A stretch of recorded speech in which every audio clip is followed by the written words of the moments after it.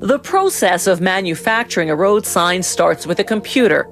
The government strictly regulates the specifics of the design and requires a certain degree of reflectivity. The computer's specialized software guides a machine to cut the design on a sheet of film. Once the design is cut, workers carefully peel off and discard the pieces. What's left is a film stencil of the sign, in this case, a French stop sign. They inspect it for defects, then prepare a screen of polyester fabric that they'll later use to print the sign. They start by coating it with a thin layer of light-sensitive emulsion. Once the emulsion's dry, they adhere the film stencil using vacuum pressure to flatten it and get rid of any creases or air bubbles. Then they expose the screen to an intense 6,000 watt light for 7 minutes. This activates the emulsion on the lettering and area outside the octagon, what's not shielded from the light by the film stencil. This exposed emulsion hardens, plugging the minute holes between the screen's fibers. After rinsing, you see the result. Elsewhere in the factory, meanwhile, workers cut the aluminum panels on which the signs will be printed. Using a punch press, they round out the edges and make holes for the bolts that'll later attach the sign to the post. They stamp on the company name and the year of manufacture for warranty purposes. They immerse the panels in a chemical bath to remove grease and other residues.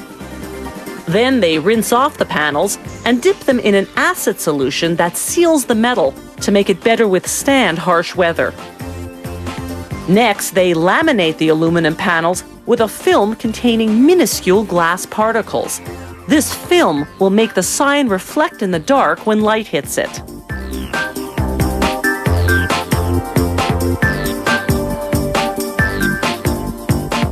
Then they cut the panel to the final shape.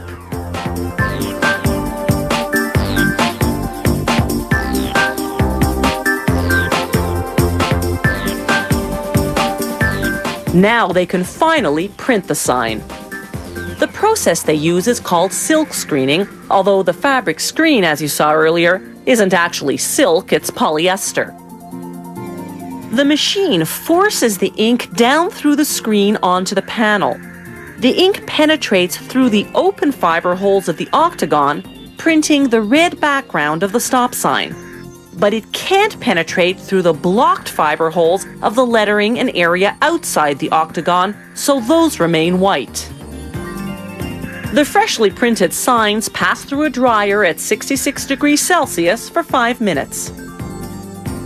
To produce street signs, workers first laminate aluminum panels with reflective film for the background color. Then either silk screen the street name or apply self-adhesive reflective lettering. But it's back to the silk screening process for printing multicolored signs. Workers print them one color at a time with a drying cycle between colors. All the film stencils are carefully stored for future use. The printed signs go into an oven for a final curing at 176 degrees Celsius, an hour for a one-color sign, a half hour per color for a multicolored sign. The ink is transparent enough not to block the reflective film underneath. Therefore, the entire sign, not just the lettering, is highly reflective. That maximizes the sign's visibility, thereby minimizing the excuses drivers can come up with for not heeding it.